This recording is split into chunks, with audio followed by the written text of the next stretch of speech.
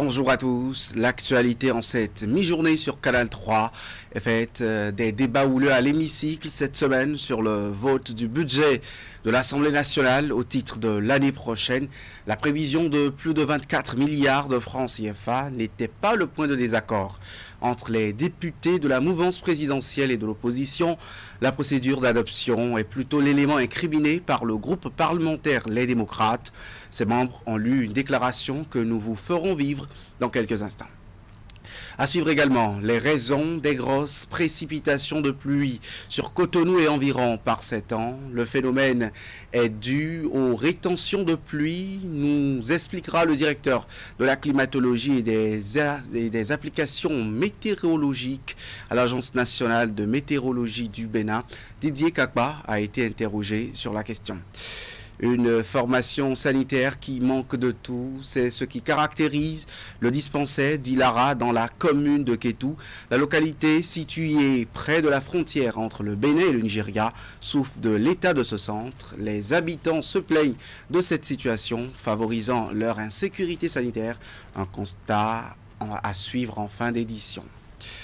L'Assemblée nationale a ouvert lundi une session extraordinaire consacré à l'adoption de son budget gestion 2024. Cette prévision budgétaire estimée à plus de 24 milliards de francs CFA a été adoptée. Une adoption qui n'a été possible sans remous, notamment de la part des députés de l'opposition. Ils réfutent la procédure ayant conduit à l'adoption du document. Emma Roudonou pour les détails. En étude au Parlement ce lundi, le projet de budget de l'Assemblée nationale, exercice 2024. Il est évalué à CFA 24 788 969 569, un budget en régression par rapport au budget de 2023. Le budget gestion 2024 connaît globalement une diminution de 1,07% due essentiellement à la suppression des charges de renouvellement de législature et de la diminution de la dotation relative au remboursement du prêt pour la construction du nouveau siège de l'Assemblée nationale. Pour cette étude, la procédure d'urgence a été sollicitée et validée à l'unanimité par les députés de la mouvance. Une procédure dénoncée par les députés du parti d'opposition, les démocrates. En tant que membre de la commission des finances, Monsieur le Président, c'est ce matin, par exemple, que j'ai reçu copie de ce budget. Et on nous donne 1 heure du temps pour étudier ça. C'est ce que je constate. Et je demande si notre Parlement est respecté ou bien c'est nous-mêmes et les parlementaires qui ne voulons pas qu'on nous respecte. Moi, je ne veux pas m'appesantir sur les dépenses, tout ce qui a été écrit, inscrit dans le budget, non. Mais la forme, je constate avec regret, Monsieur le Président, avec regret que ce budget-là nous est imposé par le gouvernement. Sincèrement, je suis désolé, Monsieur le Président. Sur le fond, le président de l'Assemblée nationale va tempérer les ardeurs et inviter ses collègues à ne pas se faire harakiri en refusant de voter le budget de l'institution qu'ensemble ils animent. C'est notre budget, ce sont nos activités. Non seulement nos activités, ce sont nos émoluments, ce sont nos indemnités, ce sont les indemnités de nos assistants, de nos chauffeurs, de nos gardes-corps. Ce sont les indemnités de l'administration parlementaire. Au nom de quoi nous allons refuser de voter notre propre budget qui n'est que l'expression chiffrée de nos besoins. Le budget, c'est l'expression chiffrée de nos besoins. Est-ce que nous allons, au nom de nos ressentis, refuser? Prenant la parole, la plupart des députés, à l'exception de ceux du groupe parlementaire Les Démocrates, ont salué la clarté du document qui a été présenté. Monsieur le Président, nous avons constaté une bonne maîtrise des charges, puisque de 2023 à 2024, le budget est allé à la baisse. C'est à votre actif parce que ça colle bien avec la conjoncture actuelle que traverse notre cher pays. Monsieur le Président, nous avons constaté, Monsieur le Président, qu'un clin d'œil a été fait aux conditions de travail des députés et je vous en remercie. Monsieur le Président, vous avez fait l'option de ne pas acheter de nouveaux moyens roulants. Je pense que c'est à saluer. L'une des missions essentielles d'un député, Monsieur le Président, c'est le contrôle de l'action gouvernementale. Et à travers ce budget, vous avez renforcé les moyens pour exercer convenablement cette mission. Vous avez déjà joué votre partition. Les députés sont renforcés pour contrôler l'action gouvernementale à plus de 300 millions de francs CFA. Vous êtes à féliciter. Madame et Monsieur les questeurs, merci pour tout ce que vous avez fait pour privilégier dans ce budget de soutenir les fonctions essentielles de nos activités. Soumis au vote, le projet de budget de l'Assemblée nationale, gestion 2024, a été adopté par 72 voix pour, 28 contre et 0 abstention. Les députés du parti d'opposition Les Démocrates ont tout simplement voté contre l'adoption du document. Vous l'avez suivi, l'adoption du budget de l'Assemblée nationale ainsi acté n'est pas du goût des députés du groupe parlementaire Les Démocrates. Selon eux, les textes ont été violés. Ils l'ont fait savoir dans une déclaration lue à la tribune par le député Habib Ouroukoubou. On va suivre un extrait de ses propos. Le groupe parlementaire Les Démocrates refuse de donner caution à cette procédure royalement biaisée et par conséquent dénonce la procédure utilisée pour adopter le projet de budget de l'Assemblée nationale en procédure d'urgence. On peut donc aujourd'hui, à juste titre, affirmer sans risque de nous tromper que le gouvernement a méconnu le principe de séparation de pouvoir entre l'exécutif et le législatif. C'est donc le lieu d'appeler le gouvernement à un peu plus de respect pour la représentation nationale, car en réalité, rien ne justifie l'attitude de l'exécutif à prendre en Conseil des ministres le projet de budget général exercice 2024 sans que l'Assemblée nationale n'ait adopté son propre budget. Un tel agissement frise le bâillonnement de l'auguste institution qu'est l'Assemblée nationale. Au cours de ce débat sur l'adoption du budget de l'Assemblée nationale, mouvance et opposition, comme vous le constatez, ont chacune tiré le drap de son côté. La mouvance présidentielle, notamment le parti Bloc républicain, soutient que la procédure ayant conduit à l'adoption du projet de budget respecte les tests. Suivez ici les explications de Hassan Seibou, président du groupe parlementaire BR. La loi dit que le budget de l'État proposé doit vous venir au plus tard une semaine avant la date de convocation que vous avez fixée. À la date d'aujourd'hui, je crois que vous nous l'aviez dit et affirmé au niveau de la conférence des présidents. Nous l'avons dit à tout le monde dans nos groupes que le gouvernement n'a pas déposé un budget. Il n'y a pas de transmission de budget. Ce qui se fait au niveau du gouvernement est le début d'une formule administrative qui va suivre son cours.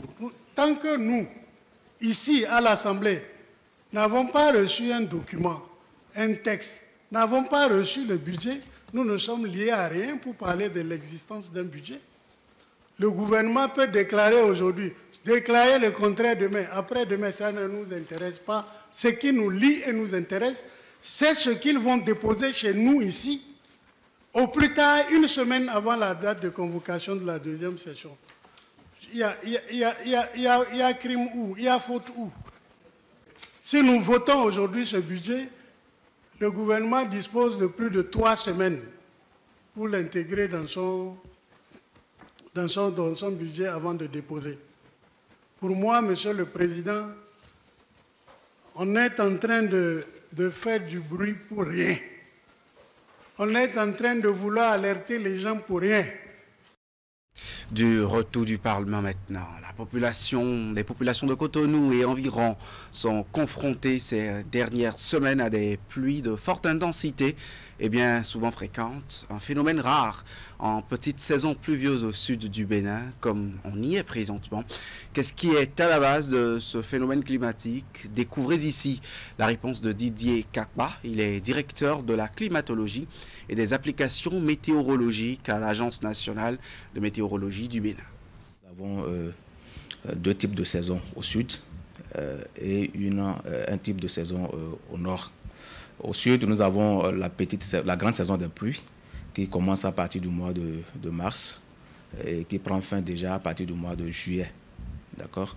Et la petite saison des pluies commence déjà à partir du mois de septembre.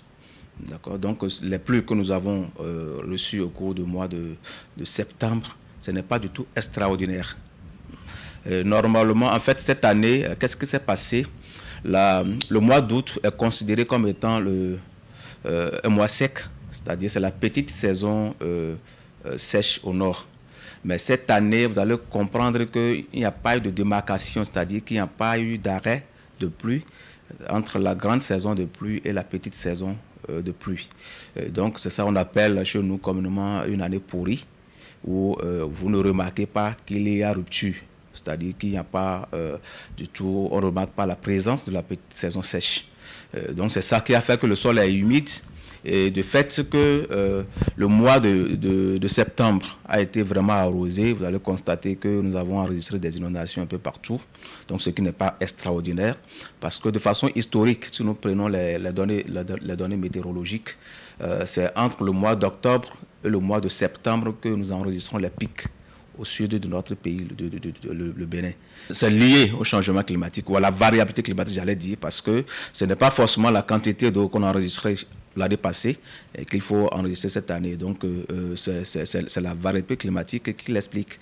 Également, vous savez que les changements climatiques impactent sérieusement l'atmosphère ces derniers temps. Et donc, ça peut être aussi lié au changement climatique et qui font que vous allez constater que nous enregistrons un peu plus de quantité de pluie qu'il en faut, ou un peu moins. Donc tout ça, c'est lié au changement climatique et qui prennent leur source à partir de nous-mêmes, des êtres humains, à partir de la pollution, à partir de tout ce que de la déforestation. En raison des prévisions de l'année annonçant de grosses précipitations encore à venir pour ce mois d'octobre, le directeur de la climatologie et des applications météorologiques exhorte les populations installées dans les zones à risque à certaines précautions. Suivez-le bien sûr sur ces propos recueillis par Esther Tofa et Moufid Saboura. Nous avions déjà prévu que cette année, nous allons assister à une quantité importante de pluie en ce qui concerne la zone sud de notre pays. C'est-à-dire que nous irons au-delà de la moyenne. Et c'est ça que nous sommes en train de constater. Si vous consultez le bulletin élaboré par Météo Bénin pour ce qui concerne la zone sud de notre pays, vous allez constater que ce qui se passe présentement, nous l'avons déjà prévu. C'est-à-dire que nous allons assister à un cumul, c'est-à-dire à une quantité de pluie abondante qui va dépasser la normale. Et de surcroît, nous allons assister à des inondations. D'ailleurs, vous l'avez déjà constaté que cette année, la pluie est tellement abondante où beaucoup de zones sont déjà inondées. Donc, je voudrais vraiment demander à ceux-là qui sont installés dans les zones à haut risque d'inondation de chercher à se déloger. Parce que les inondations seront au rendez-vous. Pourquoi? Parce que la quantité d'eau qui va tomber cette année sera abondante et va dépasser la moyenne.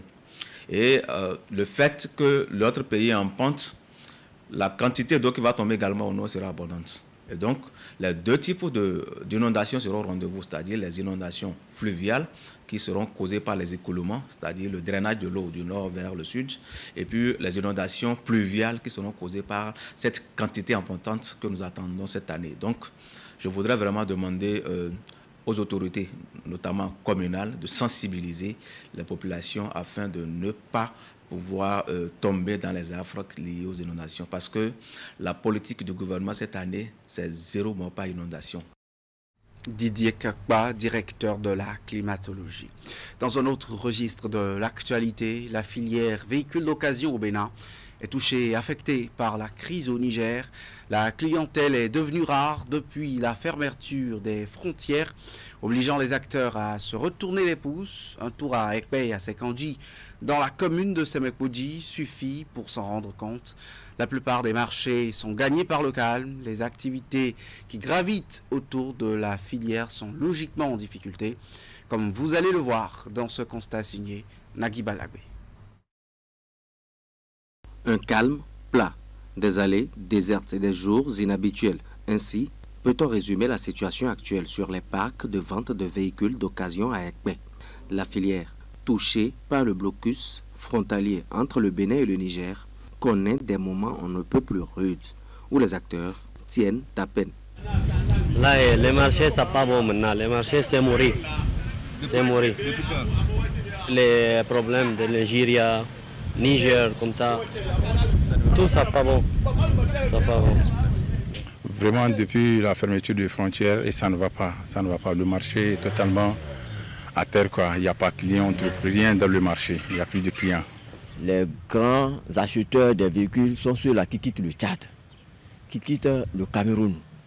Il y a Guinée, il y a même la Côte d'Ivoire, Mali et Burkina. Et tous ceux-là passent par le Niger pour venir payer des véhicules. Et c'est ceux-là qui achètent majoritairement des véhicules. Mais avec cette fermeture, personne ne vient. Donc le parc dort, tout est calme, c'est tout à fait normal. Regardez, même lorsque les mouches passent, on entend leur voix. Voilà justement. Ici, tout est à l'arrêt. Pour s'en rendre compte, il suffit d'un tour à la rampe de sortie. 3 voitures au total que d'ailleurs rien ne semble pressé. Sur place, des agents nostalgiques du temps où les débordements et les bousculades étaient incessants. C'est un monde qui s'anime ici. Jusqu'à la fin. À un moment donné, ça rentre encore dans les allées. On arrive à sortir au moins une 60aine. 70 véhicules par jour. Mais aujourd'hui, vous voyez, on n'a seulement que 3 véhicules. Et ce n'est pas évident que les 3 là puissent sortir. Du coup, ça ne va pas. Le parc dort. Désormais, la baisse drastique du trafic observée depuis l'avènement de la crise au Niger et la fermeture des frontières qui s'en est suivie plombe l'ensemble de la filière et abandonne plusieurs catégories d'agents économiques dans l'impuissance. Présentement, vraiment, le parc souffre. Les partisans, tous les vendeurs, les importateurs, les transitaires, même les mécaniciens, même les vendeurs d'eau, même ceux qui vendent de l'eau sur le parc, eux aussi ils ne vont pas. Parce que qui va payer? Qui va venir acheter? Vous voyez, vraiment nous avions de sérieux problèmes sur le parc. On vient, on reste, on lave le véhicule à cause de fermer les frontières là, tu vois. Et ici on cherche à manger là, on ne trouve pas. Même maintenant pour trouver l'argent 100 francs pour acheter gari même là, c'est impossible. Hein? Il y a des enfants à la maison. On n'a pas de maison ici, on loue. Maintenant arrive fin de mois là pour payer loyer, c'est problème. Combien de temps encore pourront-ils tenir ainsi? Bien malin qui pourra le dire. Nul doute cependant que la crise qui depuis perdure menace de plus en plus une filière dont la contribution, aussi bien à l'économie locale qu'aux recettes de l'État, n'est plus à démontrer. Les habitants de la localité d'Ilara, frontalière du Bénin avec le Nigeria, vivent dans une situation inquiétante en termes de prise en charge sanitaire.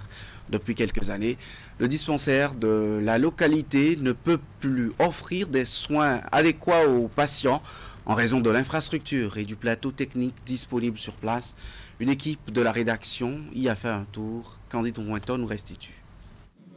Ici, l'on se croirait dans un établissement ou dans une école abandonnée. Mais il s'agit plutôt d'un centre de santé de la ville d'Ilara, ville frontalière du Bénin avec le Nigeria. Pour être pris en charge au dispensaire de la ville, les habitants se heurtent à plusieurs difficultés. Parmi celles-ci, on note notamment l'accès difficile au centre compte tenu de l'état des voies. Les chefs posent faire l'effort, seulement que nous, les populations, on ne voit pas parce qu'on a besoin des agents de santé, premièrement. Il n'y a pas aussi voie. Tout cool. S'il y a la pluie comme ça, on n'aime pas arriver à aller au centre.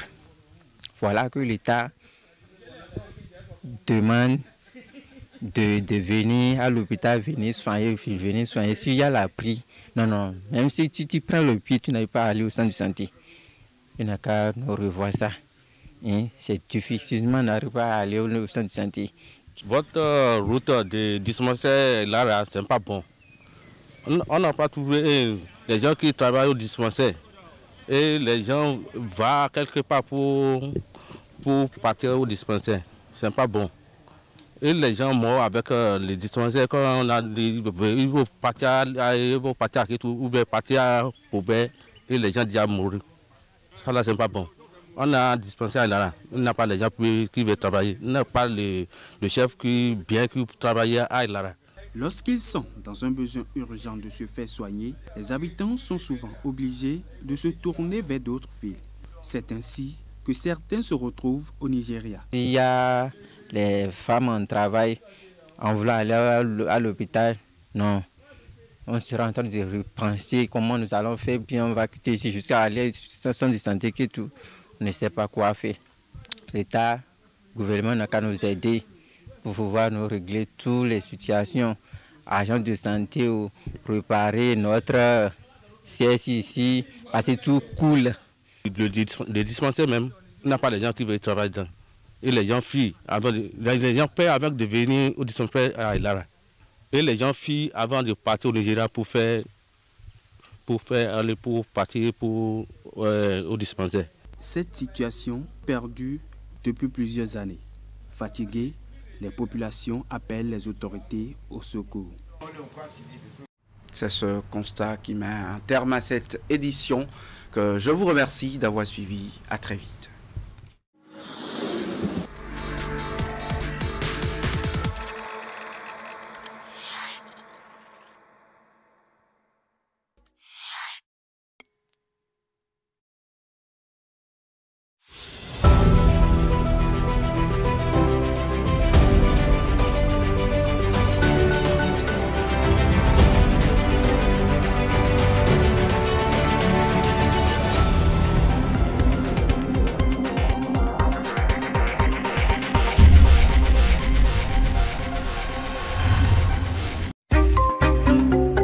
La cybercriminalité est un fléau à l'antipode du développement socio-économique durable et de la crédibilité de notre pays. Ne permettons pas aux cybercriminels et gaïmans de